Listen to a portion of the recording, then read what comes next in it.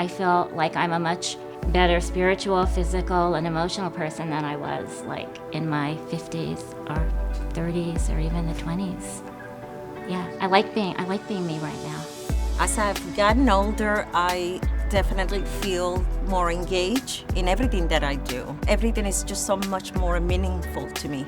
I've got more yesterdays than I have tomorrows. So you appreciate every day, every minute, every second. Later on into the pandemic, I danced online and did exercise online. And my first time back here in the studio was just the greatest feeling.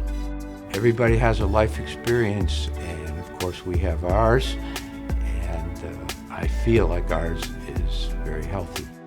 Figure out things that you can do at any stage in life that are exciting. It's different for everybody. You can start at any age. Try it.